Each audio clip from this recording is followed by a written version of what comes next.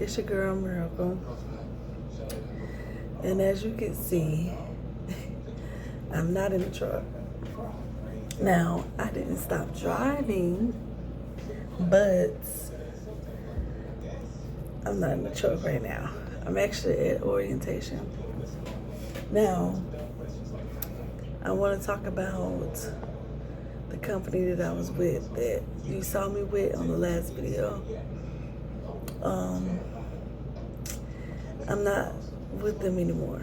So, Morgan Van Lines, aka MVL, I'm not with them anymore. I left on Friday. My last day was Friday. And that was a regional position. Now, I will say that I did enjoy that company a lot. There was a lot of pros and there was a lot of cons. So it was, the pros was home time. My home time, I had every weekend, never missed a weekend. Now, there were days where I only got one day home, which kind of made it a little bit more difficult to, rest up, to get stuff done, like, cleaning, washing your clothes, stocking the truck up. Because when they say 34, that's really what they mean, 34. Now, they let you stay a little bit longer than that. It just depends on your load, how many miles you gotta go and all that stuff. But for the most part, I was home every weekend. Another pro is the fact that they have friendly employees. The employees are very friendly, even down to the drivers. The drivers are really, really friendly and very helpful.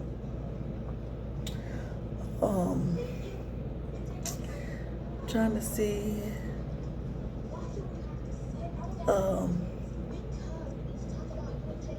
Another pro is the fact that they accommodate you. If you need a hotel while you in the shop or something like that, they definitely will accommodate you for sure. Now, we finna get into the cons. Okay. Cons, miles. If you used to running 3,000 miles and up, I wouldn't say that they are for you. Because my miles kind of dropped towards the end, and that's what made me, end up leaving, because my miles just kept just dwindling down, and I couldn't make no money. So the miles is really, I went from, I only drove 25 or 2,600 miles, and that was one time. And that was when I first started. That was like my first week, and I was with them for a good 2 months, 2.5 months, maybe 3. I know I started in December. So yeah, if you used to running, they not really the best. But I will say, depending on your dispatcher, you will have an amazing dispatcher. Like Brittany, we didn't really communicate much, which is fine, because I don't really communicate with my dispatcher. As long as we got that understanding of, what we like to do, what I like to do, and how I like to run, that's fine with me. But she was really good at pre-plans. Like, she would make sure you have a load before you even get done with your next load. And that's something I love. I love that. Because I hate sitting and waiting on a load or trying to figure out what I'm gonna do next. That take up more time. That take up way more time. So I will say that if you get Brittany, you'll be all right. Kun 2 is safety. The guy is in safety, David.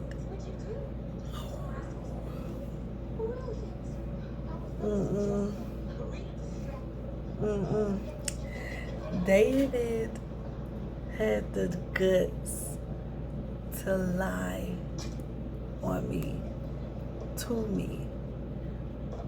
So the situation happened, right? And it was around New Year's. Now everybody know, trucking starts slowing down during New Year's. David, excuse me, y'all, I'm sleepy. I am so sleepy. But David decided to tell me that I said, that I asked my dispatcher, can she reschedule this load for Tuesday, right? So they had me to pick up a load, and it was supposed to be delivered on New Year's, right?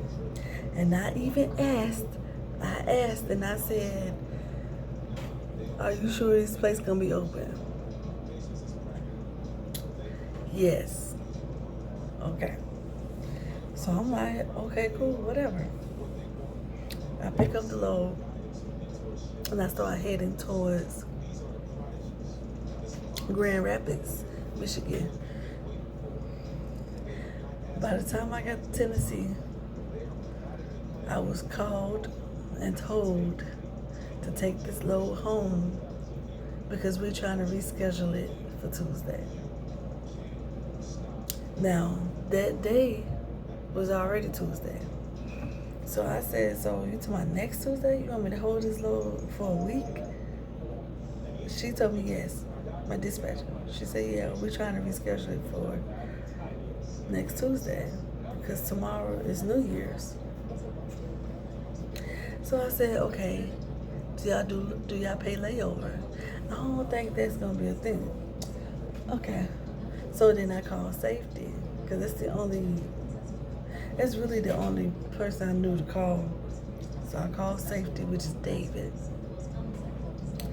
David told me, because I told him what was going on. He told me that I said, can you reschedule this load to next Tuesday? Guys, I didn't say that about that load. I said that about a load in December, like one of my beginning loads, and that's because I needed an extra day home so I could get stuff prepared instead of being home for one day. And that's what I said. I said, because I'm rushing, so I need a little bit more time to get stuff situated. But then when my dispatcher said, well, no, she told me there's no availability for Tuesday. I said, okay, fine. That happened all the way in December. Because I went back and re-saw my messages. And I said that to him. He said, well, it's showing on here that you asked for it to be rescheduled.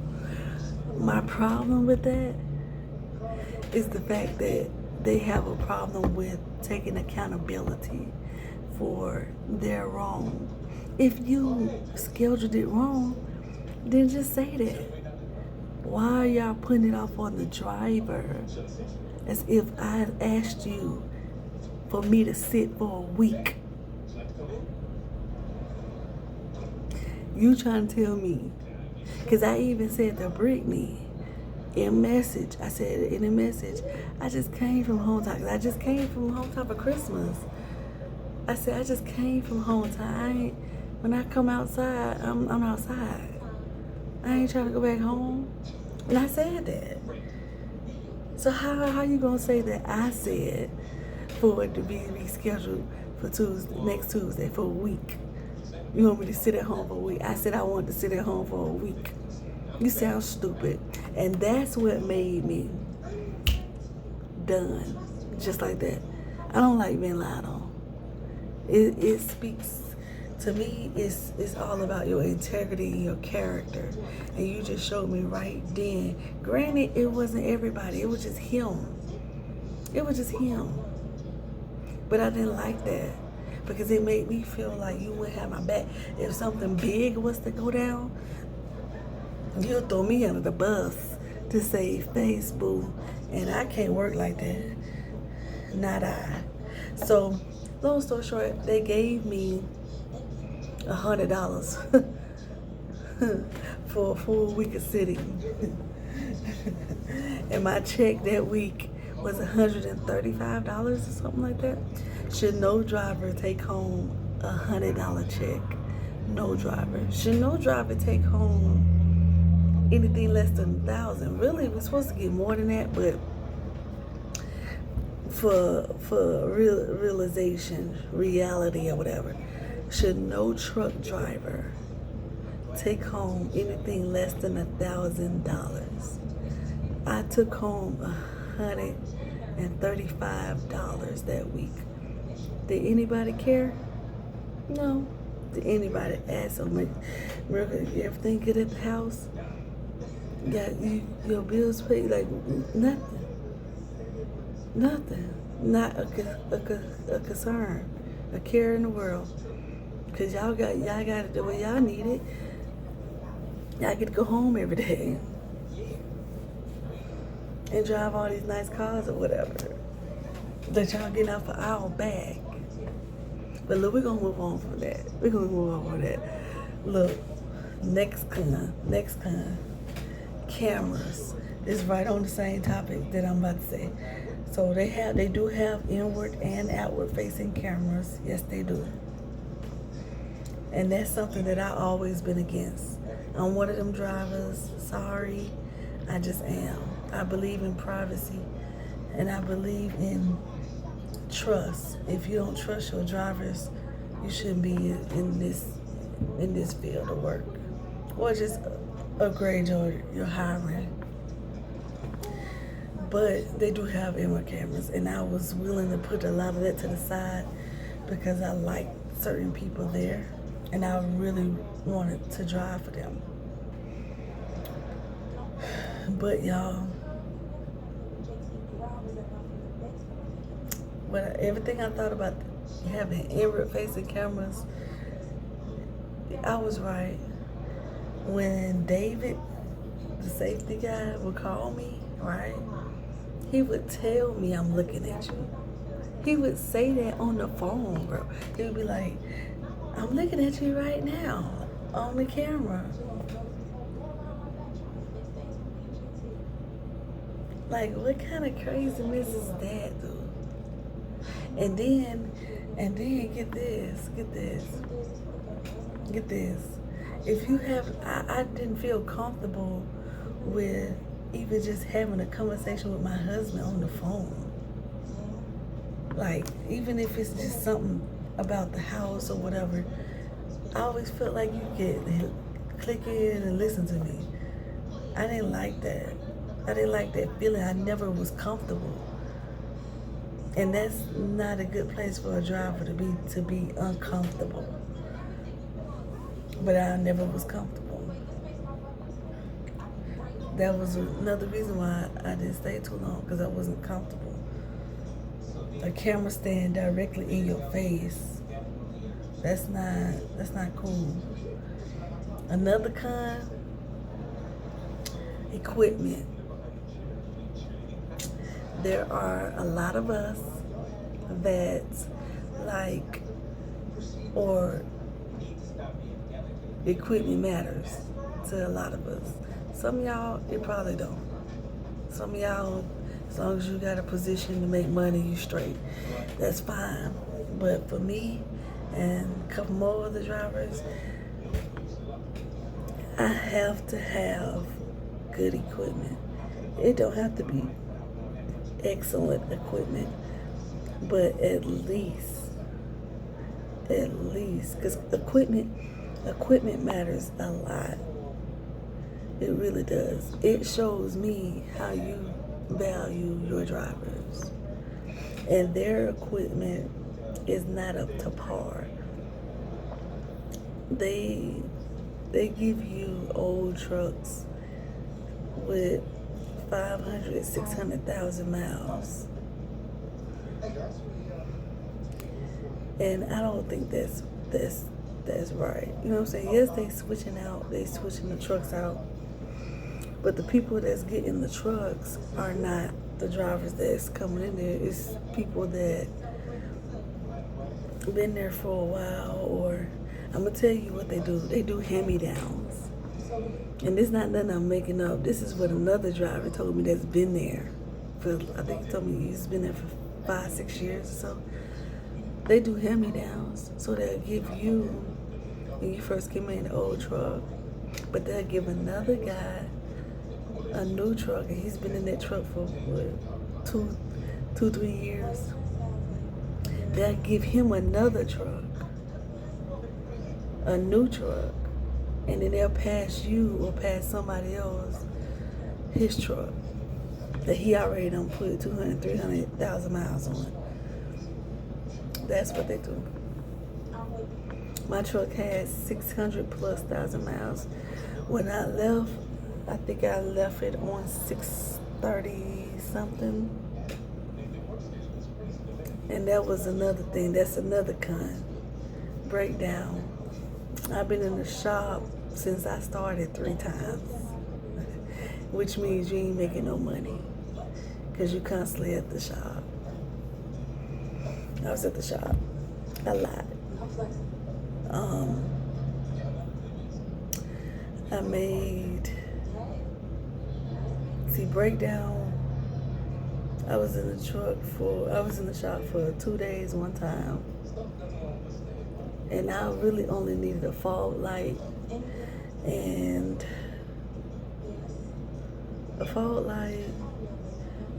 I needed them to check my check engine light because my check engine light kept coming on.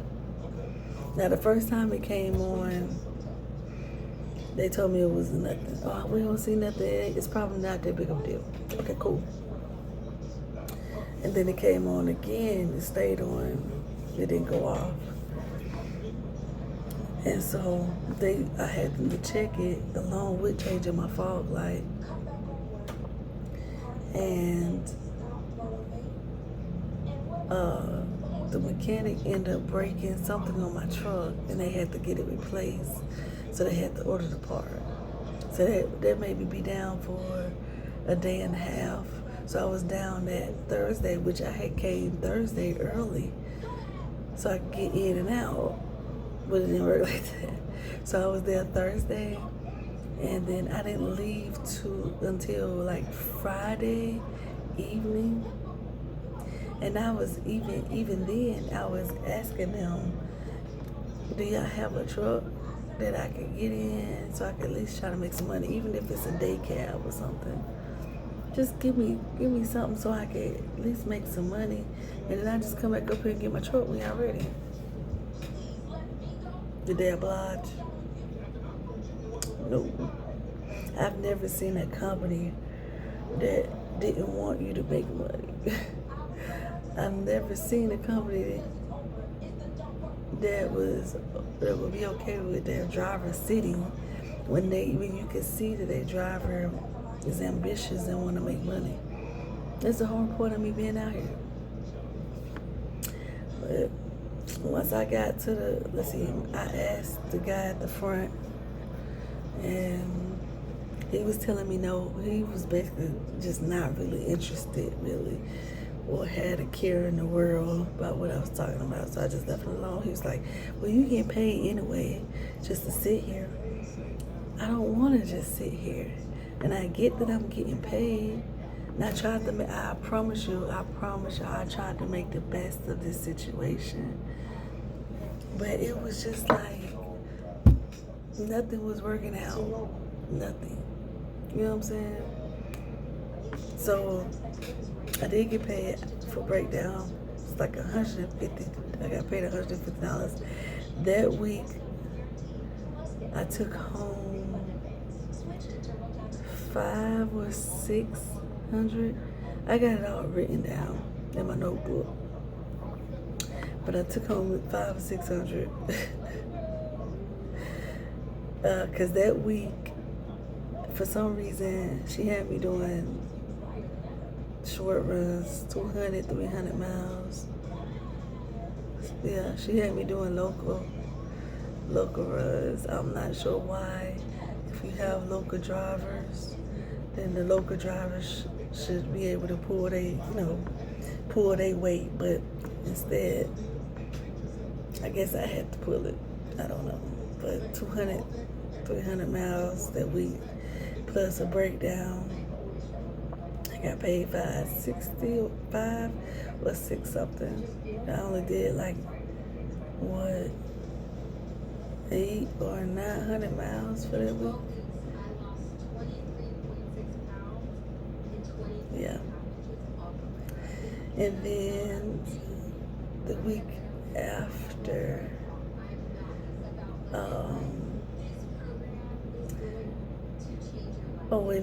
my next breakdown.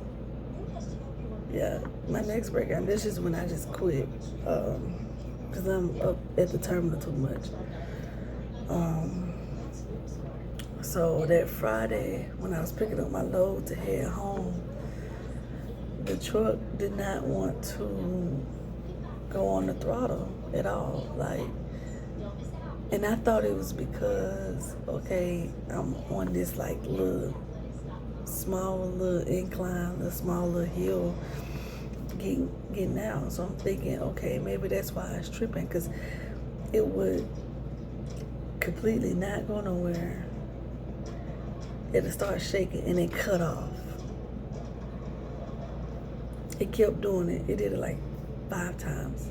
So another driver that was behind me, he was like, he's gonna start asking what was going on or whatever. I told him, and then he told me let it roll back first, and then go forward, see if that'll work. And it did. So I ain't think none of it. I'm like, okay, maybe, because it did start beeping when it was doing that, and it said something about a clutch, throttle, something. I'm gonna put it in the video, but it did say that, but I didn't think none of it once I got rolling. I'm like, okay, maybe it just did that because I was on like this little steep little hill trying to get out. But then it did it again Monday when I was at my delivery, backing up into the dock. And that was on flat surface. I wasn't on no mountain, nothing. So I'm like, what's going on with the truck? Now I had a load going to Texas after that, which I wanted. But I didn't feel safe or comfortable to take that Mac all the way to Texas. And I don't know if I thought I was gonna get stuck or what, I don't know, but I didn't trust it. So I told the dispatcher, she sent me to the terminal. And so it was good. They told me it was gonna be down for a week, so they gave me a loaner truck. And the loaner truck was a 17 Volvo, a really big truck. I liked the space, but I still wasn't comfortable. And when I say comfortable, I'm not saying comfortable as in driving. Comfortable as in I didn't feel like I fit, like I belong here. You know what I'm saying? I never was comfortable, even in that Mac. So when I got the loaner truck, I ran for that week, and I believe I did 1,500 miles. And yeah, that was my last week. I ended up turning the truck in, and that truck ended up the turning signal ended up going out. So I had them bring me back to the terminal. That way I could clean out my truck or whatever and turn the loaner truck in. So that's what I ended up doing, and I left. I mean, you can make money. You just gotta get good equipment. If they'll give you good equipment, you know what I'm saying? But I mean, for the most part, they're not a bad company. It's a few people there that's really good people. Like Scott, oh my gosh. Scott is their secret weapon, I'm telling you. Scott's a really good guy. He's a really good recruiter. Hannah is a really good recruiter. The other thing is, when your dispatcher isn't in, you're gonna have a hard time getting in contact with somebody. Because when Brittany wouldn't be in, I couldn't get no answers from nobody. So I had to call Hannah, and she's part of recruiting, just to get something done. And she would get it done. Like, she'd be like, I don't know who's supposed to do that, but we're gonna get it done. And then she would get it done. And I mean quick. Hannah and Scott is honestly their secret weapon. The other thing too, if you don't really like a bunch of added activities, don't go there. And when I say that, I mean stuff like you gotta take pictures of the truck, the truck and the trailer. And y'all probably like, okay, that ain't nothing. You gotta take a picture of the front, both sides, the back. That's just the truck. The trailer, you gotta take a picture of both sides and the back. Now, imagine the weather.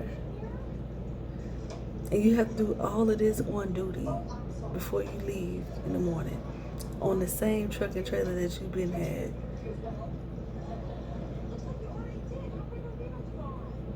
Extra work. If you like being watched on camera, go there. Because the guy that's over the camera situation, I forgot what department that is, but he told us in orientation, it was just me and this other guy, but he told us in orientation that he sit and watch cameras, the feed 3 times a day.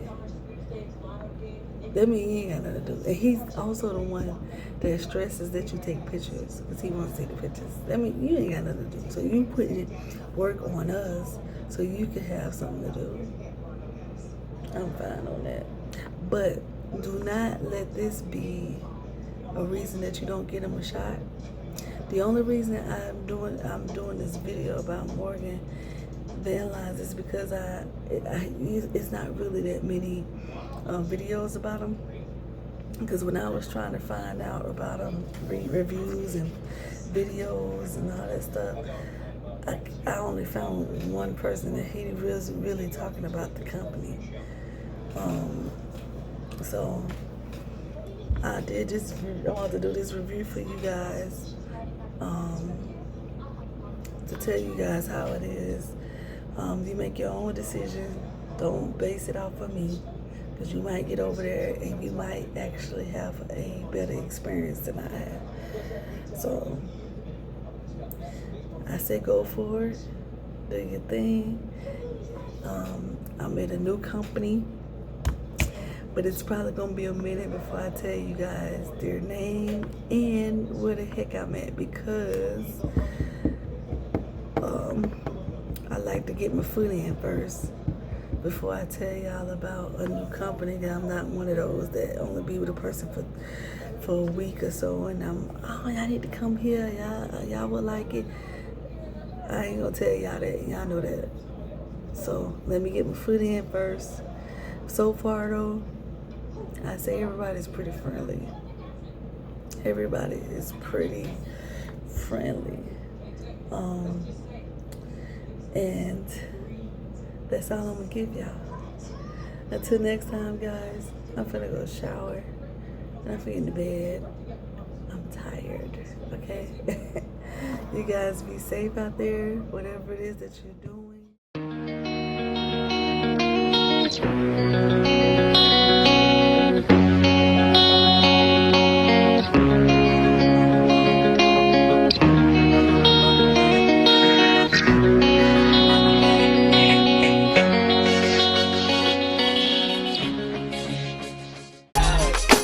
Yeah, man, how you doing?